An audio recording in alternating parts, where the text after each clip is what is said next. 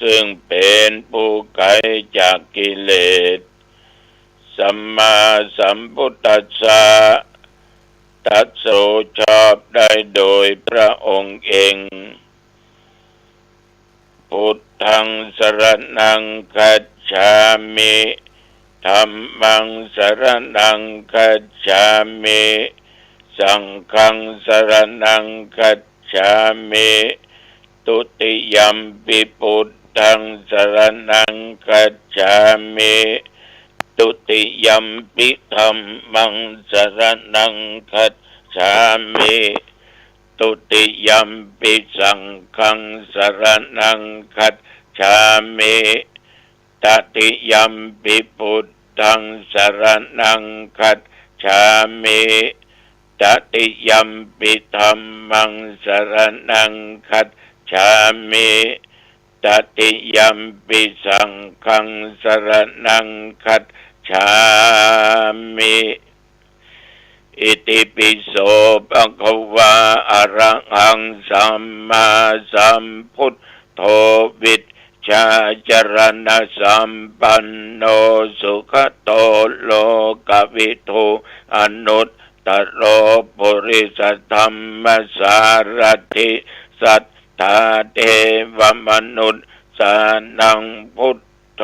ภคะวาติยันดุลนิมิตตังอภมังคลัญจะโยจามนาโปสกุณัสสัทโทปาปักขโหตุสุปินังอกันตังพุทธานุภาเวนะวินาสเมนตุสวากขาโตภควตาธัมโมสันติติโกอากาลิโกเอกิปัสสิโกโอปัญญิโกปัจจัตตังเวทิตาโพวินยูหิติยันดุลนิมิตตังอวมังคลัญจาโยจามนาโพสกุณัสสัทโตปาปะกะโหตุสุปินังอกันตังธัมมานุภาเวนะวินาสเมนตุสุปฏิปันโนภะคะวะโตสาวกสังโฆอุจุปฏิปันโนภะคะวะโตสาวกสังโฆยายาปฏิปันโนภะคะวะโตสาวกสังโฆสามิจิปฏิปันโนภะคะวะโตสาวกสังโฆยะติตังจัตตาริปุริสยุคานิอัตถปุริสปุคละเอสะภะคะวะโตสาวกสังโฆอาอุนายโยปาอุนายโยทักขินายโยอัญชลีกรณิโยอนุตตรังปุญญเกตังโลกัสสาติยันดุลนิมิตตังอวมังคลัญจาโยจามนาโปสกุณัสสัทโธปาปะคะโหตุสุปินังอกันตังสังฆานุภาเวนะวินาสเมนตุวิปัสสิสานามาตุจักขุมันตัสสะสิริมโตสิกิจสปินามาตุสัพพะโพธานุกัมปิโนเวสสะโพสานามาตุนะหาตกาสัตตปัสสิโนนะมาตุกัปกุสันตาสัมมาราเสนะปมาติโนโกนาคมนาสนามาโตพรหมนาสาวุสีมาโต กาสปัสสะนะมาโตวิปมุตตัสสะสัพพทิอังคีรสัสสะนะมาโตสักกยปุตตัสสะสิริมัตโตโยอิมังธัมมเทเสสิสัพพโตขาปโนทนังเยจาเป็นนิพุทธาโลเกยะถาภูตังวิปัสสิสุงเตชะนาอภิสุนามะอันตะวิตัสสารธาหิตังเทวมนุสสานังยังนัมมัสสันติโคตัมมังวิชาจรณะสัมปันนังมะอันตังวิตัสสารทังวิชาจรณะสัมปันนังพุทธังวันตามะโคตัมมันติยะโตหังปักขินิอริยายาชาติยาชาโตนาภิชานามิสันกิจปานังชีวิตาบุโรเปตาเตนะสัจเจนะโสติเตโอตุโสติขัปปัสสะโพชังโคสติสังฆาโตธัมมานังวิจโยตถาวิริยัมปิติปัสสติโพชังกาจัตถาภเรสัมมาตุเปกะโพชังคาสัตเตเตสัพพทักษินามุนินาสัมมาทัคคตาภาวิตาภาอุลิกตาสังวัตันติอภิญญายะนิพพานายะจโพธิญาเอเตนะสัจจวัชเชนะโสติเตโหตุสัพพทาเอกัสสมิงสัมปเยนะโทโมคคัลลานัญจกัสสปังคิลาเนตุกิเตติสวาโพชังเกสัตตะเทสะเยเตจะตังอภินันติตวาโรคามุจจิงสุตังคะเนเอเตนะสัจจวัชเชนะโสติเตโหตุสัพพทาเอกทาธรรมราชาปิเกลัญเยนะปิปิริโตจุนตาเทเรนะตัญเยวะพนาเปตวานาสัตตรังสัมโมติตวาจะอาภาธาธัมหาบุตธาสิทานะโสเอเตนะสัจจวัชเชนะโสติเตโหตุสัพพทาปะอินาเตจะอภาธาตินนันนัมปิมะเยสินังมัคคะอัตตกิเลสาวะปัตตานุปติธัมมตังเอเตนะสัจจวัชเชนะโสติเตโหตุสัพพทาภวตุสัพพมังคลังรักขันตุสัพพเทวตาสัพพพุทธานุภาเวนะสัทธาโสติภวันตุเตภวตุสัพพมังคลังรักขันตุสัพพเทวตาสัพพธัมมานุภาเวนะสัทธาโสติภวันตุเตภวตุสัพพมังคลังรักขันตุสัพพเทวตาสัพพ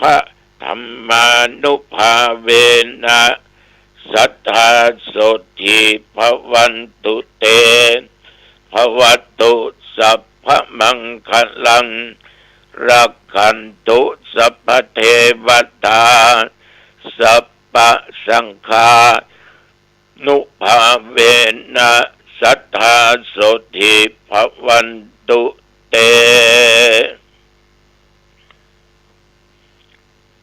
โดยพุทธานุภาพธรรมานุภาพสังฆานุภาพบทสาธยายมนต์อันศักดิ์สิทธิ์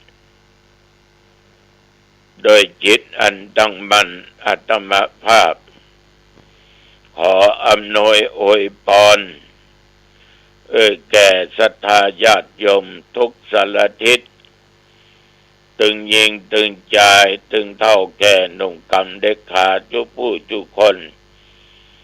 อันเป็นเพื่อนร่วมโลกร่วมชีวิตเดียวกันขอศรัทธาท่านผู้ฟังและที่บ่ได้ฟังจงอยู่ปราศจากโรคาเปียธิภัยทั้งหลายที่เกิดมาในกายนอกกายโรคร้ายโรคอย่างก็ตามขอให้อันตรธานหายที่จะเกิดมีไปหน้าอย่าได้เกิดมีมาอย่าได้กำอยากได้ตายของศรัทธาพ่อแม่พี่น้องมีพระสุขภาพกายใจอันแข็งแรงหิมากาคืนรับได้เงินหมื่นตื่นได้เงินแสนขอศรัทธาทั้งหลายมีความผาสุกใจสนุกสนานสำราญมีสติและปัญญามีอายุมั่นขวัญยืนก็ได้ร้อยสาวเหมือนกันทุกผู้ทุกคนเจริญพรกรมอุตุเพิ่นบอกและตักเตือนมันก็เป็นอย่างที่เพิ่นว่าไว้แต่ว่านี่ญาติโยมตกเย็นตกค่ำมาประมาณ2 ทุ่มเนี่ยทุ่มปลายแก่ๆหรือ2 ทุ่มฝนตกลงที่หนองตองนะฟ้าห้องกะลึงลมมาโซ่แต่ว่ามันพอตกนักตกได้สักบึ้นสักเมื่อมันก็หายแสบหายสอยไปทางใดบ่ฮู้แต่ว่า24 ชั่วโมงมาถึงบัดเดียวอุณหภูมินั้นสูงแต่ว่านะเป็น40 องศาพุ่นกลางวันแต่ปัจจุบันบัดเดียวนี้เหลือ18 องศาแต่ว่านี้กินข้าวง่ายแล้วญาติโยมก็ไปงานส่งน้ำธาตุบางนี้ส่งน้ำธาตุนับนะอำเภอหางดงนี่เกือบทุกวัดทุกวาต่างอำเภอก็อย่างเดียวกันเดือไปจัดเอาเดือนมาฆวิสาขะอัฐมีมันจับไปตรงกันนักประเดี๋ยวนี้ก็เอาขึ้นข้างแหลม7 ค่ำ8 ค่ำ14 15 เดือนดับเดือนเพ็งแล้วแต่โอกาสเวลา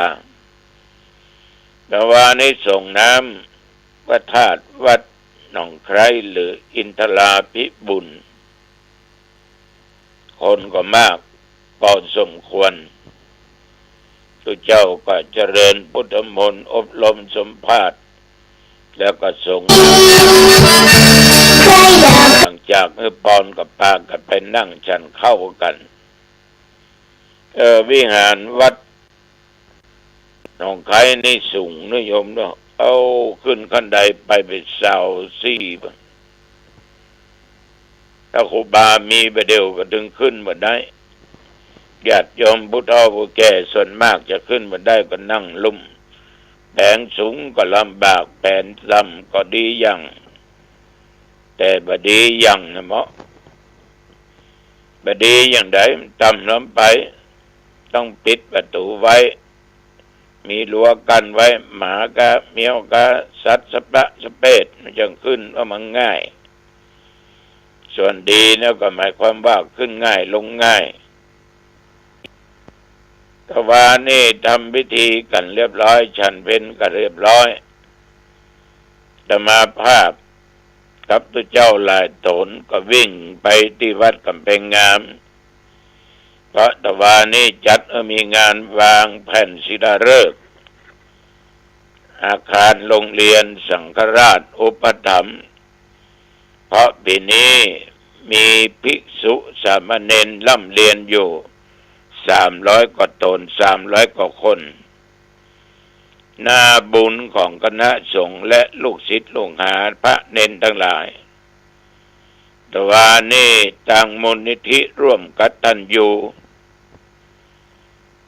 อันมีท่านดร.รัตนาสมสกุลรุ่งเรืองพร้อมกับรองและเลขาเจ้าหน้าที่ร่วมกตัญญูเพิ่นได้นำเอาสตางค์มาช่วยก่อสร้างห้างแปลงยังอาคารศึกษา8 ห้องนอนถึงพัดลมถึงโต๊ะตั้งมานั่งเมียนถึงหนังสือหลักสูตรตั้งแต่ชั้นประถม1ไปถึงป .6 ม .1 ถึงม .6 แล้วก็สร้างห้องน้ำห้องสุขาไว้แถมทางยมดร.รัตนาสมสกุลรุ่งเรืองเป็นประธานตะวาของหน่วยมูลนิธิตะวานิยมบินก็มาเฮ้ย นอกนั้นมาก็จัดหลายแต่ในตะวาเพิ่งก็คุ้นเคยเนาะเพิ่งก็นิมนต์มาท่านเจ้าคุณราชวชิราธิบดีผู้ช่วยเจ้าอาวาสวัดมหาธาตุยุวราชรังสฤษฎ์กรุงเทพแต่แล้วที่บ้านสีล้อมเพิ่งก็มาลงได้อีกองค์หนึ่งก็ท่านครูบาเจ้าเทืองนาถสีโลครูบาเจ้าวัดบ้านเด่นสลีเมืองแกนท่านพระครูเพิ่นก็มาเป็นประธานนำญาติโยมเนี่ยมาวางแผ่นศิลาฤกษ์กันก่อนจะวางแผ่นก็มีการฟ้อนการบวงสรวงมีหลายอย่างหลายประการทุกท่านทั้งหลายได้ชมกันแต่ว่านี่ไม่ได้บอกทุกเจ้าในอำเภอหางดงไปร่วมเพราะแต่ละวัดก็มีการมีงานนะ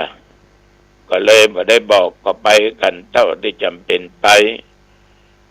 ก็มีพระเณรนักศึกษาอยู่หันไป200-300 ตนก็เรียกว่ามากพอสมควรท่านอะไรถึงเวลาก็วางแผ่นศิลาฤกษ์เพิ่นได้เลิกได้ยาม13 นาฬิกากับ9 นาทีโลกถึงเวลาปุ๊บก็วางแผ่นปั๊บเลิกงามยามดีเป็นของคู่กันมามันเป็นสิ่งที่เราได้ปฏิบัติกันมาตั้งแต่ไหนแต่ใดวันเสียกะวันเก้ากองกะเวลานั้นเวลานี้จะขึ้นบ้านใหม่จะซื้อรถจะซื้อผลไม้ตาบางคนเอาไปเลิกไปค้าไปขายปุ่นปลูกต้นไม้ไปก็มีเลิกแต่สำหรับตุเจ้าน้องทองตัวนี้ไม่ขัดข้องไม่ขัดใจใครคืออย่างเดียวเลิกคือความพร้อมเลิกคือความพร้อมถ้าพร้อมทุกสิ่งทุกอย่างพร้อมทั้งบุคคลพร้อมกับเวลาที่จะทำเวลาไหนโอกาสใดที่มันไปติดขัดอย่างเอาพร้อมแต่จะเกิดจะสร้างจะอ้างจะแปลงอย่างก็เลิกอีกอย่างหนึ่งเลิกสตางค์ต้องพร้อมถ้ามันพร้อมเนี่ยญาติโยมมันดีทั้งนั้นที่มันไม่ดีก็ออกจากปากคนว่าบาดีนั่นนะฉะนั้นศรัทธาสาธุชนเอาว่าดีมันก็ดีก็โอ้ยแต่มาต้องกล่าวบ่อยครั้งว่าเวลาบัดทำเมื่อคนเสีย แต่คนนะมักจะทำเพื่อเสียเวลางานบางงานต้องใช้เวลามากต้องก็ตามปกติอย่างแต่ว่าก็ใช้เวลาพอสมควรก็มีการกล่าวบวงสรวงตัวอย่างตัวฟังแล้วก็พระพุทธพระธรรมพระสงฆ์คุณพระคุณธรรมเท่านั้นแล้วก็เทพุทธเทวดาอินทายมพระราชแม่พระธรณีกันอย่างต่างๆพวกก็กล่าวถึงสิ่งเหล่านี้เนาะใช้ได้ดีฉะนั้นศรัทธาสาธุชนบางเวลาเลิกเสร็จแล้วก็เงินพรแล้วก็กลับวัดแต่ว่ามาถึงวัดแล้วก็ตึมได้ไปไหนอาบน้ำอาบท่านุ่งห่มเรียบร้อยก็พักผ่อนศรัทธาสาธุชนญาติโยมเรื่องของธรรมเทศนาโพธิปักขิยธรรมนั้นแต่ว่าพิจารณากายเวทนาสักแต่ว่าเป็นเพียงเวทนามันใช่ตัวตนใช่บุคคลใช่ตัวเอาใช่ตัวเขาเวทนาย่อมเกิดขึ้นกับทุกคนบอกว่าสุขเวทนาทุกขเวทนาอุเบกขาเวทนาอย่างเวลาประเดี๋ยวนี้เวทนาอาจจะเกิดขึ้นกับญาติกับโยมนั่งฟังตุเจ้าเทศก็ปวดแข้งปวดขาตุเจ้านั่งบนเตียงจัดรายการธรรมะบรรยายธรรมะก็ปวดขาปวดแข้งเหมือนกันเจ็บหลังเจ็บเอวก็เป็นทุกขเวทนาเป็นเวทนาประจำสังขารเอาละฉะนั้นเวทนาเกิดได้กับทุกคนบางครั้งได้ของที่ชอบใจก็เป็นสุขเวทนามันปัดพรากไปก็เป็นทุกขเวทนาได้แล้วบ่เคยได้ก็เป็นทุกขเวทนาฉะนั้นเวทนาเกิดขึ้นสักแต่ว่าเป็นเพียงแต่เวทนาปวดหนอปวดหนอจนอาการปวดมันหายไปแต่ปวดแต่เจ็บมีหลายอย่างเจ็บปวดด้วยโรคภัยก็เจ็บเบียดเบียนใจกาตับกาปอดกาลำไส้ใหญ่ลำไส้น้อยเจ็บปวดในร่างกายตาพ่อบหันมันปวดมันเจ็บญาติโยมมันก็เป็นทุกขเวทนาถ้ายาได้แก้ไขได้ก็เกิดสุขเวทนาอย่างเก่าฉะนั้นเวทนาสักแต่ว่าเป็นเวทนาไม่ใช่ตัวไม่ใช่ตนเกิดขึ้นได้ก็ดับได้มีมาได้ก็ไปได้นี่ก็ฝากกับญาติกับโยมเนอะกำหนดไว้อย่างนี้เอาละวันนี้จะไปมาเวลาพอสมควรเนาะอายุวันโนสุขังพลังพบกันใหม่โอกาสหน้าเจริญ